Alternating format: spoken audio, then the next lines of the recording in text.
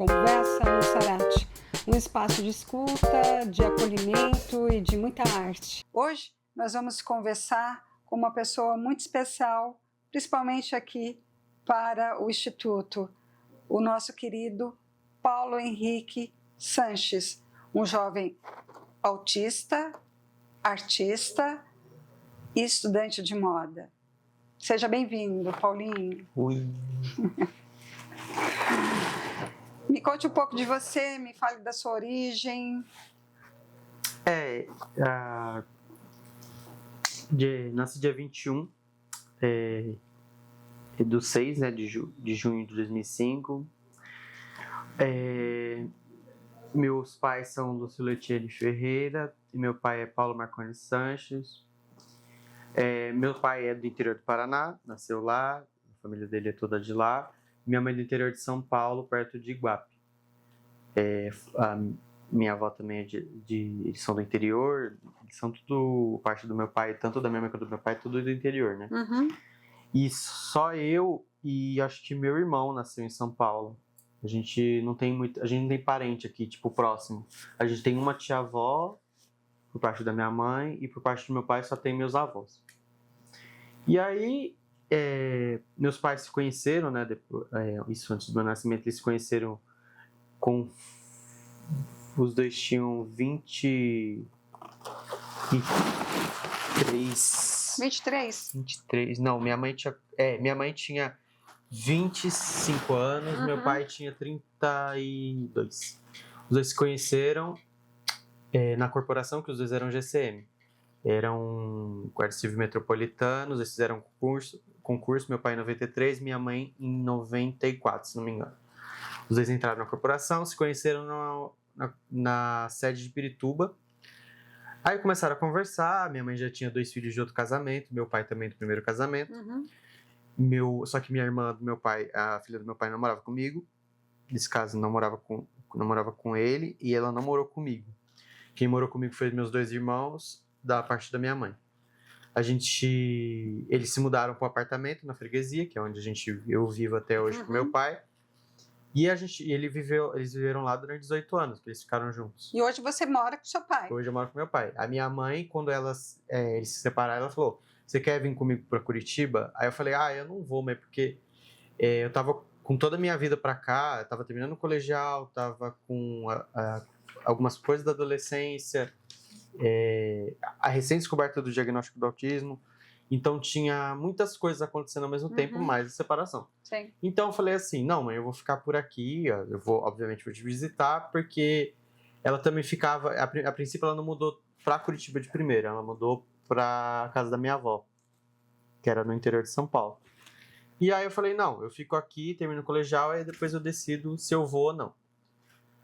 Nisso eu fiz o Enem, aí tipo, a nota do Enem dava pra ir pra Federal do Paraná de História, só que eu não quis ir e escolhi fazer faculdade em São Paulo. Só que antes de fazer a faculdade, fiquei 1 ano fazendo o curso de assistente de administrativo, que era o que dava pra fazer na hora, né, só para encher currículo, assistente administrativo e análise de recursos humanos. Depois fiz curso de confecção de bolsa, que é onde eu me interessei pela parte de costura. Só que a parte da arte, ela já vem desde pequeno. Desde quantos anos? 8 anos de idade. Você, quando a gente fala da arte, que arte é essa que você tinha? Era construção de maquete. Você já fazia construção de maquete com 8 anos? A gente fazia, nesse caso eu fazia com papelão. Sim. Cola quente, papelão, tinta acrylex, e pegava tipo miudezas assim da rua, se não de lojas, que caía. Por exemplo, vou dar um exemplo. Um daqueles lacres de champanhe, eu tirava a parte de baixo e entortava os pés entre eles para fazer uma mesa ou uma cadeira. Então, tipo, era nesse nível, eu fazia tudo na mão. Depois foi para confecção e restauração de arte sacra, que eu peguei o gosto quando eu pegava imagens em gesso cru e comecei a pintar. Sim. Porque nessa época eu comecei a questionar a parte religiosa que eu queria seguir e comecei a desenvolver isso. E aí minha avó me deu uma santa para eu restaurar, restaurei a santa, ela gostou e comecei a trabalhar com isso um tempo.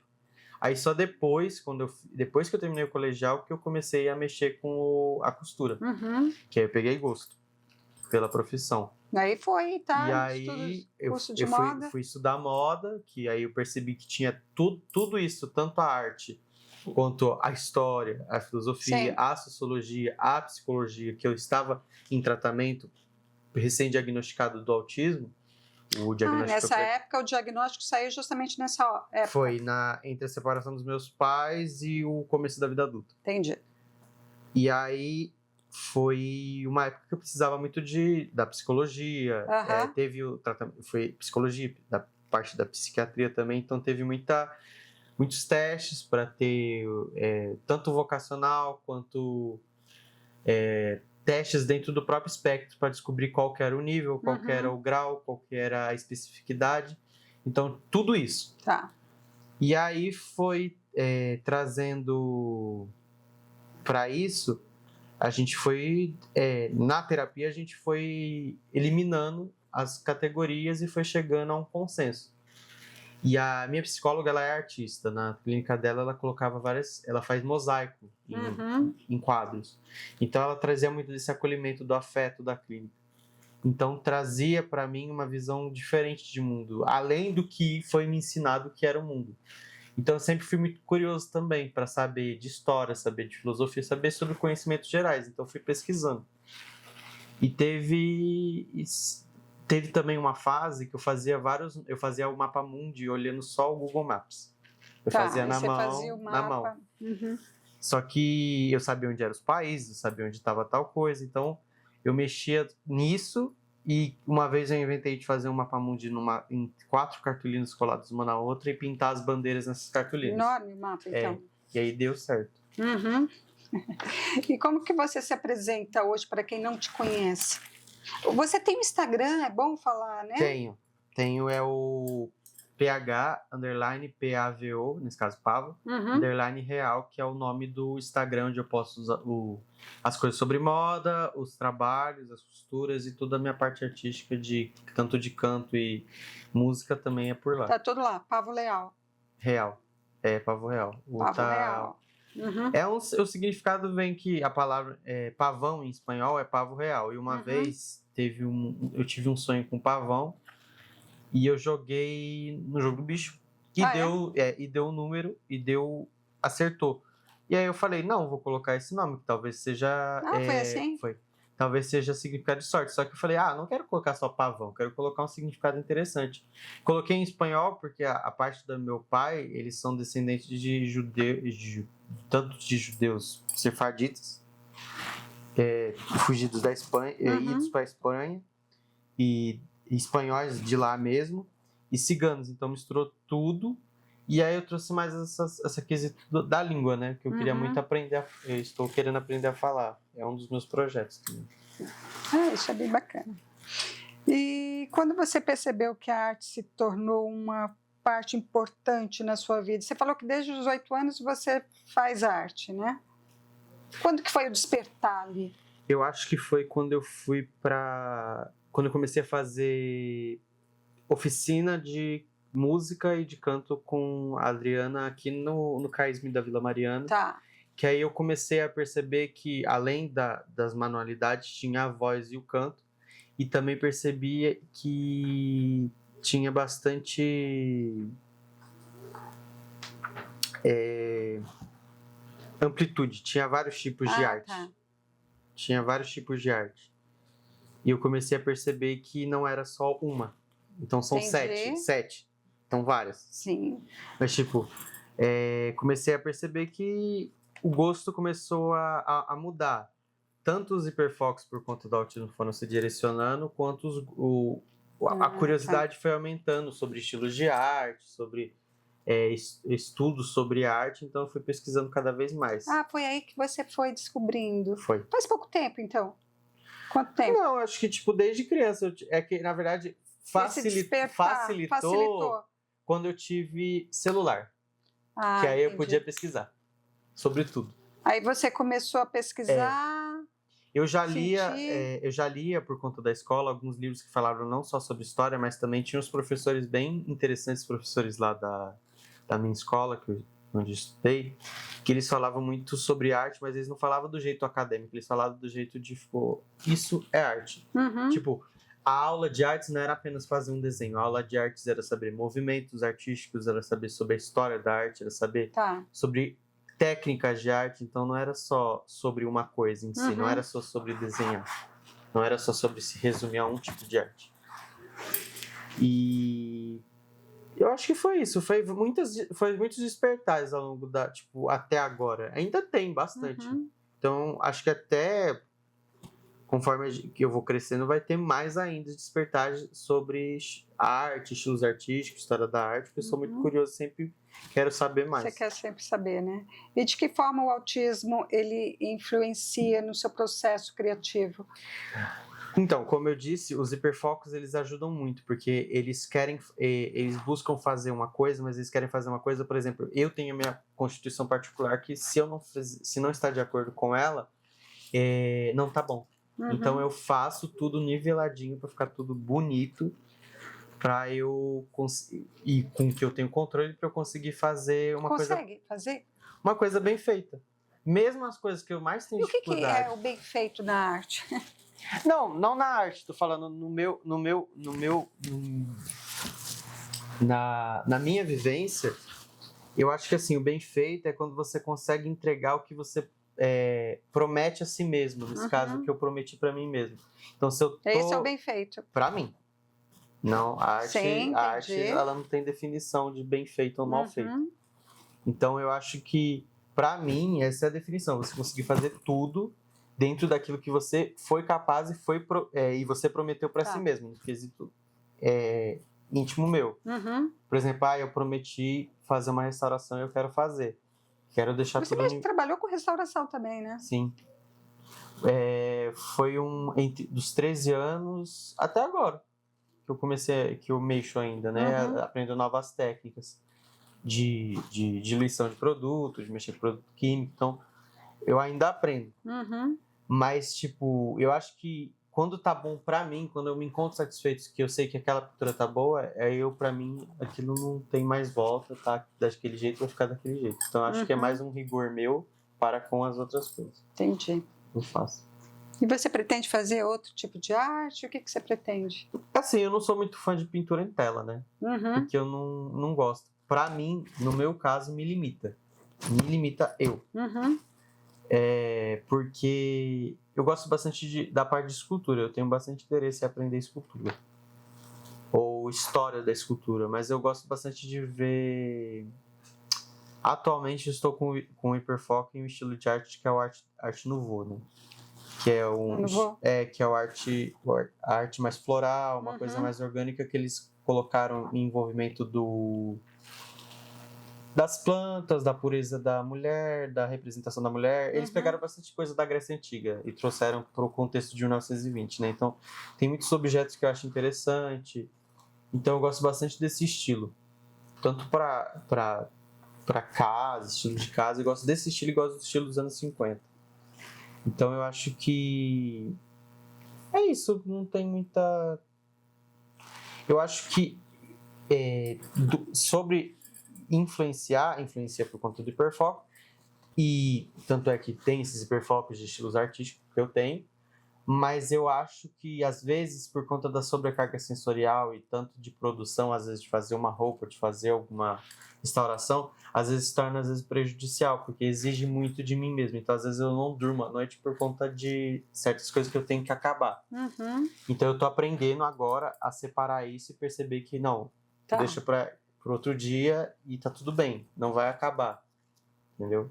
Percebi isso. Tem esses dois lados, né? Esse deixar uma vez de cada... tem que deixar um dia de cada vez. Tá.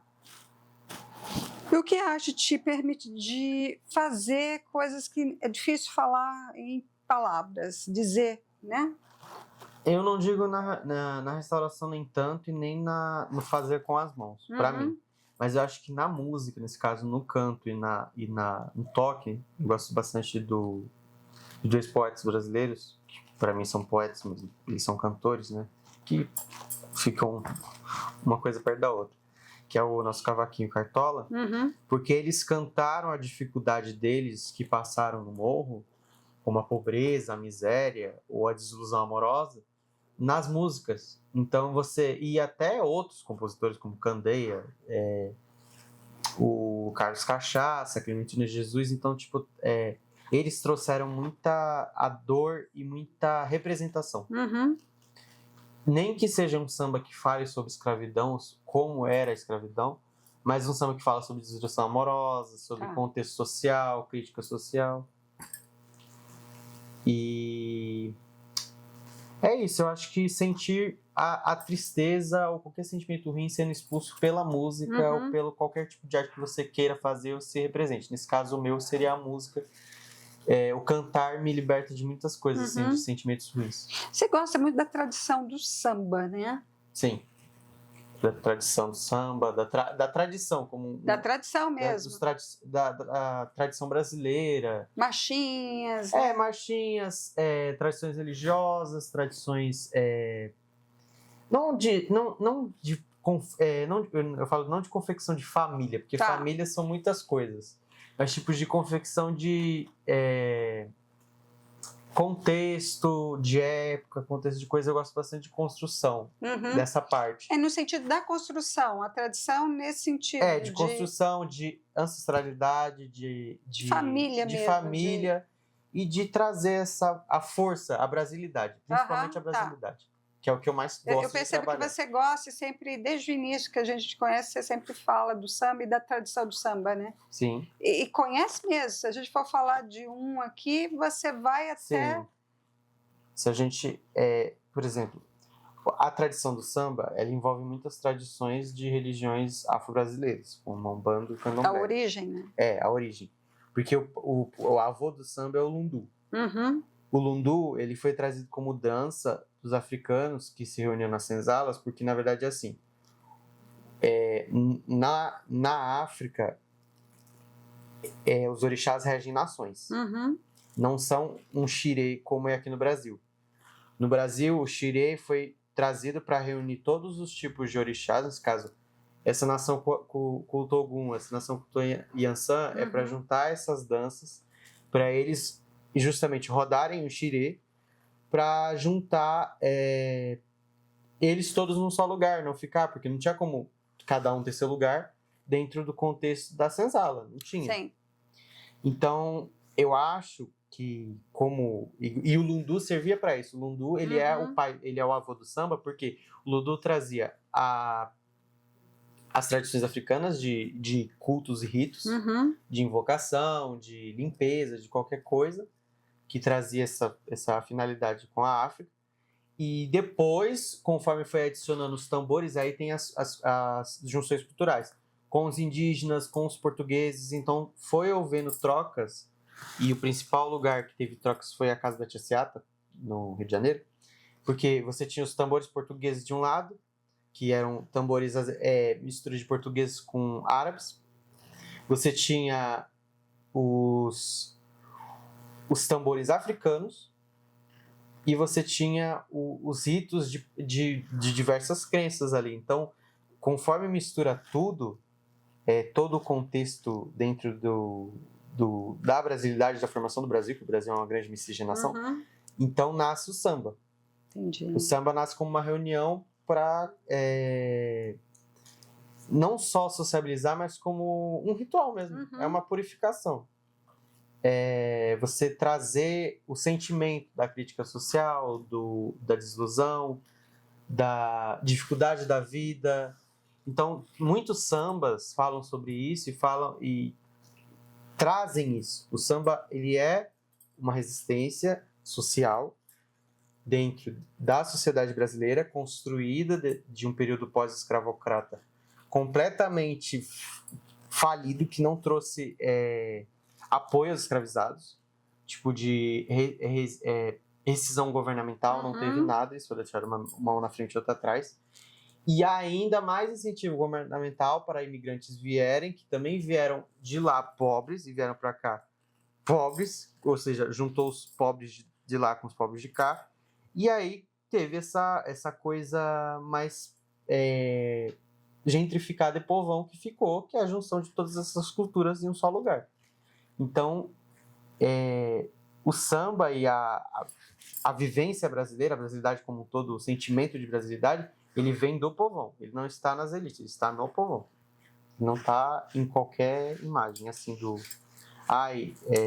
foram as elites brasileiras que construíram isso. Não existe. A elite, ela escraviza e ela... que é igual... O contexto dos marginalizados, que é o contexto de... Quando eu falo povão, é quesito de margem. Margem. Porque todo mundo que...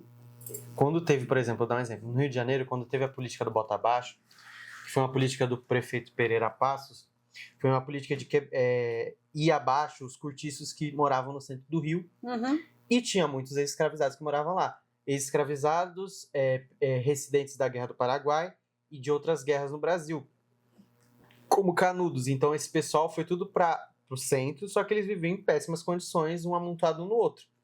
Quando a prefeitura ela derruba, ela não está derrubando porque ela quer dar uma moradia digna para essas pessoas. Elas querem que essas pessoas sumam dali. Sim. Porque eles querem fazer o lugar da elite. Eles querem, nesse caso aí veio a europeização. Porque o Rio de Janeiro, ele era uma cidade que tinha muitos cortiços no centro, e conforme eles aumentaram a Avenida Getúlio Vargas, eles derrubaram metade desses cortiços e fizeram um monte de prédio com estética europeia. Então era europeização e higienização. Por isso que no bairro, até aqui em São Paulo, o bairro de Higienópolis é conhecido e tem esse nome, porque era um bairro limpo. O que é o bairro limpo? Não tem pobre. Então, tipo, essas pessoas que foram para a margem, foram para o morro e ficaram por lá, que criaram a cultura e o contexto da brasilidade, devido à escravização das elites. Sim, maravilha. E aí, o que você acha hoje dos espaços que a gente tem? Você acha que esses espaços, eles trabalham com os artistas neurodivergentes? Você acha que eles dão espaço para esses artistas? Então, eles trabalham com a inclusão social? Como que você vê esses espaços hoje? Então, hoje eu vejo muito... você vê bastante espaço cultural, no sentido de cultura e arte, mas você não vê no sentido de cultura, arte e saúde mental. Como é o caso aqui do Sarate, que tem o conglomerado de tudo isso. Por exemplo, você tem o sarau, você tem oficina, você tem brechó, você tem sebo, você tem loja colaborativa, você tem o café, você tem muita coisa em um só lugar. E além disso tudo, você tem uma clínica de atendimento psicológico e psicanalítico. Então você traz um ambiente para a pessoa que se sinta acolhida. Coisa que às vezes uma clínica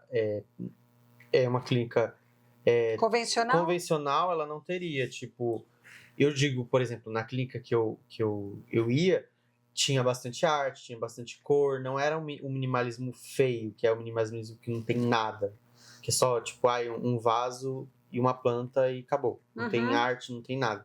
Então, eu acho que falta muitos espaços que se diferenciem dessas clínicas, e que são clínicas e espaços de cultura.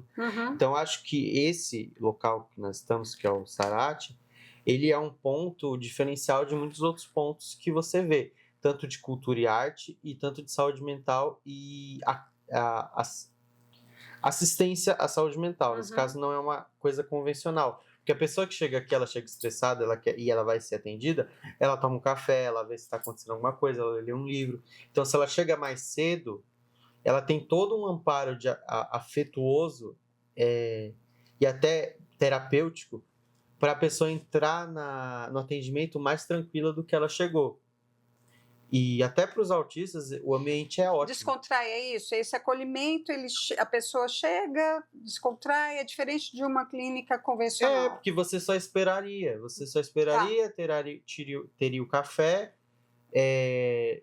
no máximo uma estante livre bem pequena, mas tipo, não teria esse espaço que tem para a pessoa circular, para a pessoa esparecer, para a pessoa comer. Então, tipo... Além de muito verde, né? Então, que traz a tranquilidade. Sim. O verde, a cor verde, ela é isso. Ela tranquiliza. E a pessoa às vezes vem estressada, então isso ajuda.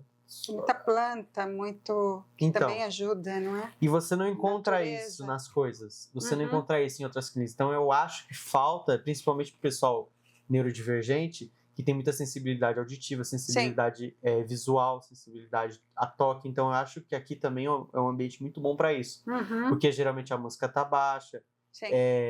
geralmente fica com o barulho ambiente. Então, tá sempre com alguma conversa, não tá tão lotado. Então, eu Uhum. acho que é um ambiente próspero e um ambiente que deve ser repetido em outros tipos de lugares que Uhum. tragam esse acolhimento à saúde mental. Você acha que precisa de mais espaços como esse? Precisa, muito. Porque a gente sabe que a arte já é uma terapia por si só, não é? Ela é uma terapia por si só e quando você junta, além dela própria ser uma terapia, e você mistura com a cultura, nesse caso determinada que a casa, uma Uhum. casa de cultura escolhe ter, e a saúde mental, que já é uma coisa que é um tema recorrente hoje nas mídias e nos estudos da psicologia e nos estudos da ciência, você junta tudo isso, você consegue ter um tratamento maravilhoso. Uhum. Tanto tratamento clínico quanto tratamento de falar, terapia Sim. ocupacional, terapia em grupo. Eu acho isso, eu acho que falta mais espaço como esse. Certo. Você teve um período que você participou do quadro do Fantástico, é isso? O quadro do Fantástico ele foi uma seletividade para pessoas que faziam oficina no CAISM, que é o Centro de atendimento psicológico aqui da Vila Mariana, Uhum. que as doutoras de lá foram recrutadas porque o CAISM é especializado em pesquisa sobre pessoas com TEA. Sim. E as doutoras que estão lá são doutoras de TEA, sobre TEA. Então, essa especialidade, porque eles não encontraram na USP, eles não encontraram no Mackenzie, eles não encontraram em nenhuma universidade convencional. Olha só. Eles encontraram só lá. Tanto é que eles pensaram que talvez trocasse a equipe, mas não teve como trocar, porque todas as voltas que eles davam em outras universidades ia para o mesmo lugar, que era aqui. Então, aqui perto, né? Então, e aí você não... Você tinha... eles queriam fazer isso, né? E só que eles perceberam que não adiantava. Que o pessoal de cá realmente era o que mais entendia. Manter a equipe. E a gente começou a gravar no ano passado. Teve a primeira gravação da primeira temporada. A segunda temporada vem agora, mas eu só vou participar de um dos quadros.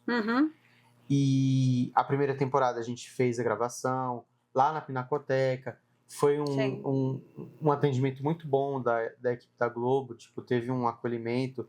No início, obviamente, na primeira vez que a gente gravou, teve alguns desvios, porque tinha muito barulho, porque a Pinacoteca estava aberta. Entendi. Eles perceberam que tinha que fazer de terça-feira, que é fechada, por conta das outras crianças. Por conta das crianças, porque tinha, acho que 2 crianças, e o resto era tudo autista adulto. Só que a maioria era de nível 1 a nível 2 de suporte. Então, ficava entre muita sensibilidade do toque, do estímulo do ouvido. Então, tinha muitos tipos de níveis para se lidar. Então, à primeira vista, deu bastante ocorrências, mas depois que a gente pegou o jeito, foi gravando direto. Aí, agora que vem a próxima temporada, vai ser lá no Parque Vila Lobos. Tá. Quais são as suas inspirações artísticas e emocionais, Paulinho? Então, a primeira é a que eu acho que me motiva também, assim, na música, é a Clara Nunes. Ela foi a primeira mulher ela foi a primeira mulher do Brasil a gravar, a bater, acho que, se não me engano, 1 milhão de vendas de disco. Ou acho que mais de 1.000 vendas de disco. Foi a primeira mulher a gravar um LP sobre candomblé e umbanda, e falar sobre tradições afro-brasileiras abertamente, e falar sobre a sua espiritualidade e sua tradição. Então ela tinha muito disso, de falar sobre isso, sobre essas tradições e essas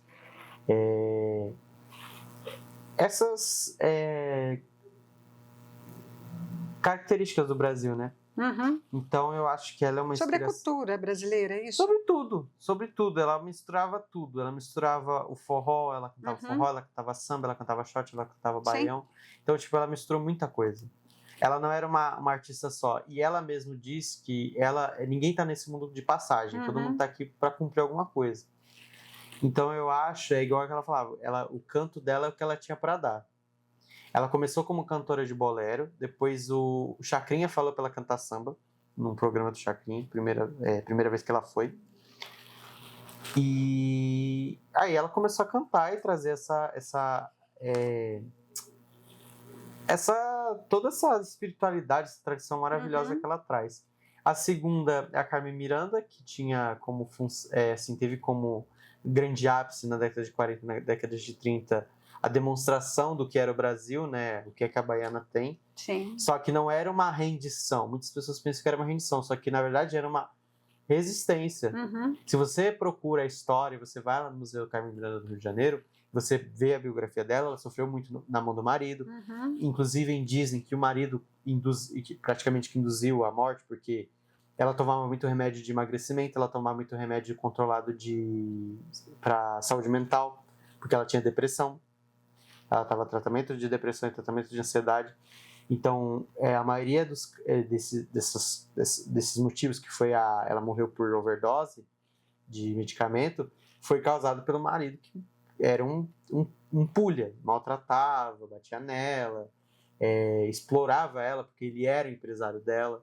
E naquela época, homem é o que detinha o poder. Por mais que ela fosse quebra de barreiras, mas ela não tinha autoridade de impor o não. Porque envolvia muita coisa, envolvia a imagem dela, envolvia o dinheiro, envolvia tudo.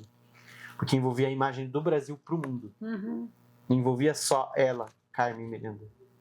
Envolvia o Brasil. Então ela aguentou isso calada pelo Brasil. Então é uma grande inspiração para mim. E a terceira... Você sabe muito dela, né? E a terceira, ela é, nossa, um exemplo de pessoa. E a Hebe, que é a Hebe Camargo, eu gosto muito dela pela influência que ela teve com os programas e pelos temas que ela trazia, que eram temas que não eram abordados na época, como a ascensão das mulheres do feminino, como ela mostrando a ascensão de uma mulher no Senado há 10 anos atrás, e hoje você vê que é uma coisa até que está se tornando comum das mulheres estarem tomando posse desses lugares que antigamente não eram para elas. Então, tipo, ela trazia muito sobre essa discussão. Ela trouxe a discussão da AIDS no momento do surto da AIDS, ela falava sobre isso abertamente. Então, eu acho que ela foi uma mulher que trouxe assuntos polêmicos que necessário de falar. Então, eu admiro muito isso nela. Maravilha. E que desafios que você já enfrentou e que te ajudou a seguir em frente? Temos a gente tem sempre uma taxação na nossa sociedade de gênero. Eu sou uma pessoa que eu não me apego ao gênero nem masculino nem feminino. Eu sou uma pessoa... Nenhum nem outro. Eu não me importo se me chamar de ele, de ela. Não me xingando, tá maravilhoso. Então, tipo, eu acho que isso foi uma luta bem complicada no quesito de estilo, nesse caso de roupa, para a família do meu pai, para a família da minha mãe, de entender. Mas quando eles começaram a entender e foram aceitando até que bem, foi tranquilo de se lidar. Isso foi uma coisa até que se resolveu bem rápida. Mas, tipo, acho que o maior luta que eu tenho diariamente da minha vida é a hipersensibilidade auditiva e de toque para pegar o transporte público e sair nesse caso da freguesia, até Santa Marta, onde eu faço faculdade. Né? Você faz segunda a sexta? Segunda a sexta, das 5, nesse caso eu acordo 5 horas para estar 6 e 9 no ponto e aí seguir a vida, mas é muito cansativo porque é o processo de voltar, às vezes tem que ficar até mais tarde na faculdade. Esse é um dos maiores desafios. Porque às vezes tem que ficar até mais tarde para terminar algum projeto, tem que mexer com alguma coisa, então, tipo, é muito relativo o tempo ali, e passa muito rápido. Então, acho que esse é o maior desafio. E o que te ajuda a seguir em frente? Essa determinação que você tem? A determinação, acordar cedo e acho que sempre o agradecimento. Saber que vai chegar em algum lugar, não é? E o agradecimento também, né?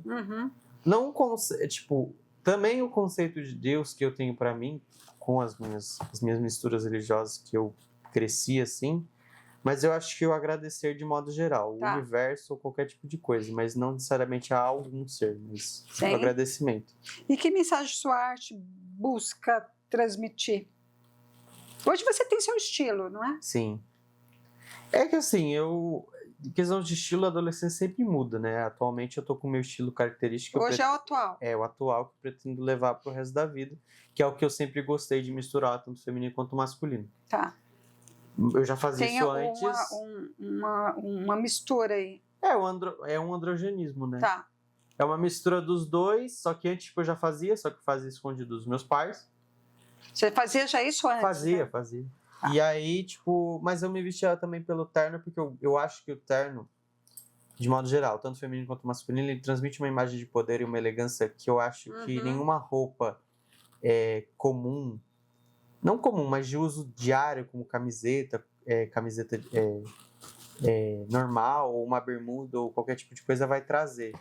Então eu acho que é isso, sabe? Eu misturava muito e eu acho que atualmente eu tô muito bem comigo mesmo e com o que eu tô. Hoje, o atual. É.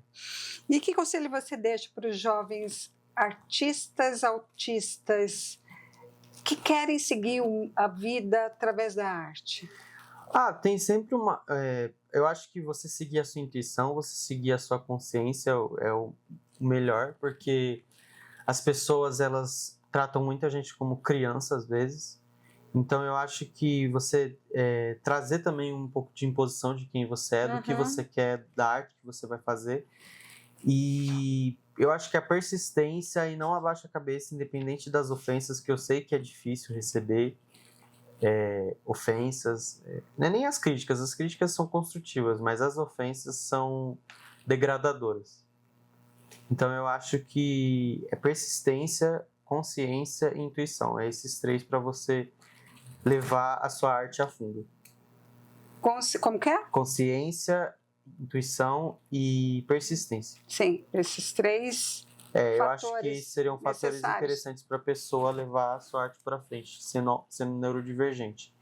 Tá. Porque o neurotípico, por mais que ele tem seus privilégios, assim como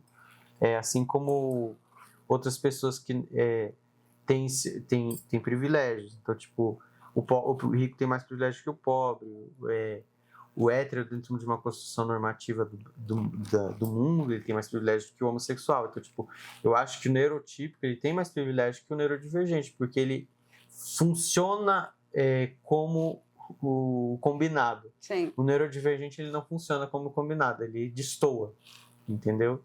Então, eu acho que é uma coisa a se pensar quando você é um artista neurodivergente nesse quesito.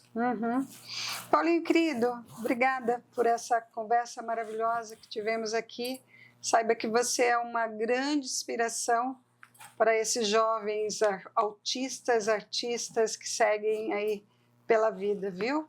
Parabéns pela sua determinação. Saiba que eu sou uma fanzona sua. Muito obrigado. E essa foi mais uma conversa no Sarate, mais uma escuta e até a próxima conversa. Tchau, tchau.